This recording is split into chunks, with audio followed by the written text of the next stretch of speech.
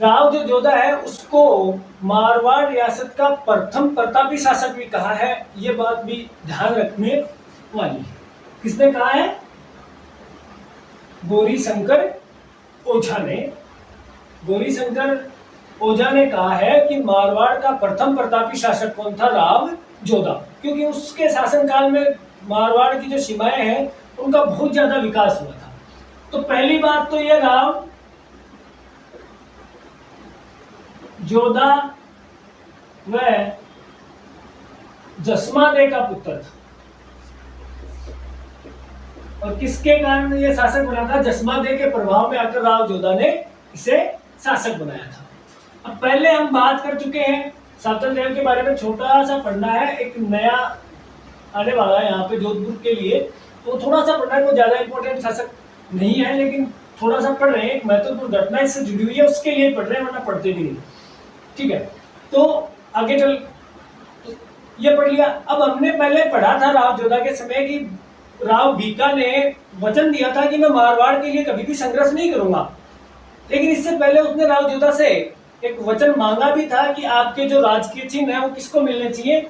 मुझे मिलने चाहिए, राव बीका को मिलने चाहिए। तो जब राजकीय चिन्ह राव बीका को नहीं मिले तो सातलदेव के समय राव बीका है वो क्या करता है? आक्रमण करता है। किस पर? मारवाड़ पर। और आक्रमण का उद्देश्य क्या था? राजकीय चिन्ह।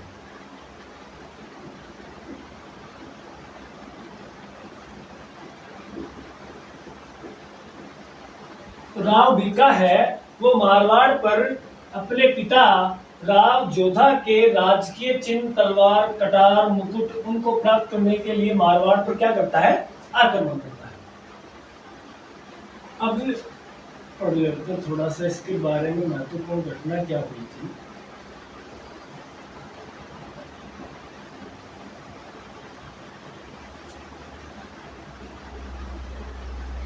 मारवाड़ यहाँ अजमेर के आसपास का जो क्षेत्र है इस पर अधिकार था मल्लू खां। मल्लू खां। और यहाँ किसका अधिकार है? राव सातल का। मल्लू खां और सातल के बीच एक युद्ध होता है, राव सातल।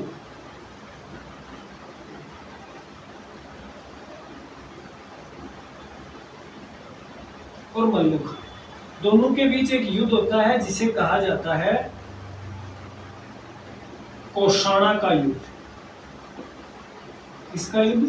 कौशाणा का युद्ध। इस युद्ध में मल्लू खां मारा जाता है। अब मल्लू खां का एक सेनापति था जिसका नाम था दुर्ले खां। ये अपने स्वामी की मृत्यु का क्या लेना चाहता है? बदला राव सातल से। हुआ क्या कि ये जैसे हमने पंचांग पढ़े हो, त्योहार पढ़े हो, फाल्गुन पूर्णिमा को क्या मनाई जाती है? होली। होली के दूसरे दिन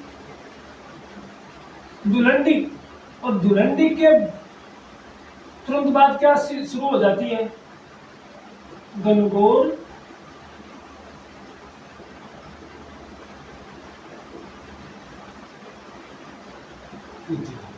क्या शुरू हो जाती है? गणगौर पूजा शुरू हो जाती है। तो मारवाड़ में कुछ महिलाएं या कुछ जो कन्याएं थी वो गणगौर पूजा के लिए मारवाड़ के जो जोधपुर में एक शहर है जिसे कहा पिपाड़, पिपाड़ शहर, उसके बाहर गणगौर पूजा के लिए आई हुई थी जल लेने के लिए। दुर्ले खां ने क्या किया? उन स्त्रियों का अपहरण कर लिया। अब यह बात पहुंची राव सातल। सातल ने बोले ना करे कि लगो। और स्त्रियां कितनी थी? 140 के लगभग उनकी संख्या बताई जाती है। जो भी थी हमें क्या मतलब। तो अरे बोले लेगो दुर्ले खां, लेगो जो राव सातल गयो और बेकायदा सारी की सारी कन्या ने सेफ्टी बचाई और दुर्ले खां की क्या कर दी? हत्या। हत्या करके इन दोनों के बीच में एक युद्ध हुआ जिसे कहा जाता है पिपाड़ का युद्ध। तो पिपाड़ का युद्ध किस किस के मध्य हुआ? राव सातल और दुर्लेखा के, कौन सा युद्ध हुआ? पिपाड़ का युद्ध।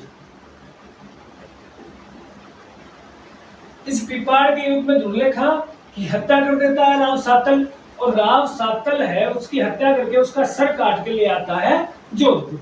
अब इसके साथ जब उन कन्याओं को छुटाया जाता है, उसके साथ ब्याज के रूप में दुर्लेखा की जो पुत्री थी जिसका नाम था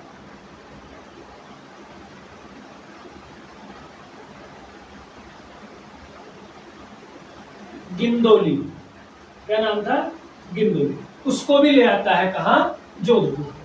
अब राव सातल के एकड़ों की तलवार जो तीर थे उनसे दुर्लेखा के पूरे सर को बींध देता है। अब उसके बाद में गिंदोली है वह बोली कि भाई देखो मेरा पिता की याद में मैंने एक नृत्य चालू करना है। तो एक नृत्य की शुरुआत हुई राव सातल के समय जोधपुर शहर में, जिन नृत्य के जोलोदा है घुल्ला नृत्य। नृत्य को क्या नाम है? घुल्ला नृत्य, और यह नृत्य किया जाता है घुल्ला त्योहार पर।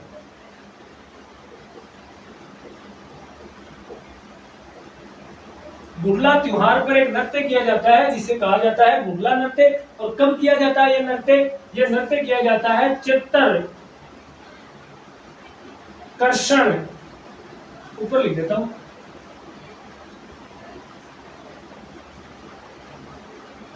चित्तरकर्षण अष्टमी को यह नृत्य किया जाता है। अष्टमी को यह नृत्य किया जाता है। तो घुल्ला त्योहार या घुल्ला नृत्य की शुरुआत किसके शासनकाल में हुई? राव सातल के शासनकाल में हुई। और इस नृत्य में दीपक, जो मटका होता है उसके चारों ओर छिद्र करके उसमें दीपक जलाया जाता है, और उसके बाद यह नृत्य किया जाता है। और इसके बाद में जल विसर्जन भी किया जाता है। तो घुल्ला त्योहार या घुल्ला त्योहार कब मनाया जाता है और कहाँ मनाया जाता है? जोधपुर में मनाया जाता है, और चित्तरकर्षण अष्टमी को, और उसके साथ ये नृत्य किया जाता है जिसे कौन सा नृत्य कहते हैं? घुल्ला नृत्य। अब इन युद्धों में क्या हुआ था? इस पिपाड़ के युद्ध में अब आने वाली है गणगौर कब आएगी? चित्तरकर्षण में चल रहा है, तीज को आती है गणगौर, तो उसके बाद में कौन सा आएगा? शुक्ल पक्ष। तो शुक्ल पक्ष को मनाई जाती है गणगौर। तो उस गणगौर के दिन क्या हो जाती है?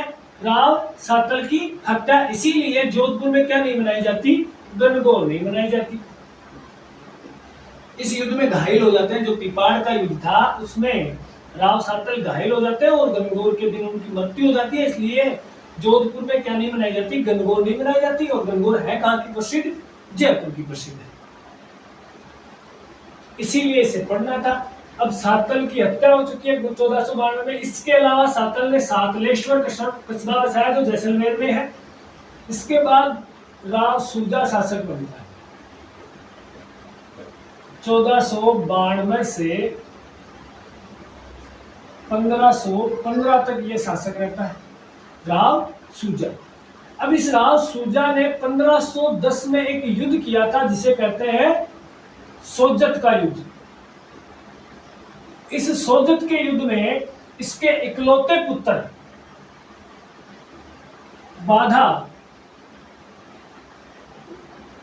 बाघा सिंह की क्या हो जाती है? मृत्यु हो जाती है, वीरगति को प्राप्त हो जाते हैं। जब 1500 राव सूजा की मृत्यु हो जाती है, 1515 ईस्वी में जब राव सूजा की मृत्यु हो जाती है, तो उसके स्थान इसके बाद में शासक कौन बनेंगे? इनके जो पुत्र है राव, जो बागा है उसका बेटा, और इसका पुत्र कौन? राव गंगा। जो इसका तो क्या है? पुत्र है। ये तो इसकी तो मृत्यु हो चुकी है 1515 में सोजत के युद्ध में, और इसका क्या है? पुत्र। तो ये पहली बार हुआ। ये किसके स्थान पे शासक बने? अपने पिता के स्थान पे शासक बने।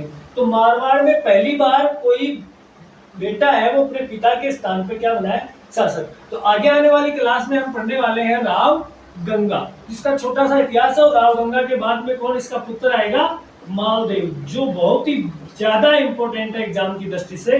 मालदेवी बना दिया इसको आज। और उसके बाद में मालदेव और चंद्रसेन के बारे में बहुत ही ज़्यादा पढ़ने वाला है। Thank you to watch. और अगर किसी को कोई प्रॉब्लम हो तो कमेंट करके पूछ सकता है, कोई भी कहीं भी अगर कोई दिक्कत हो तो। बहुत बहुत धन्यवाद आपका।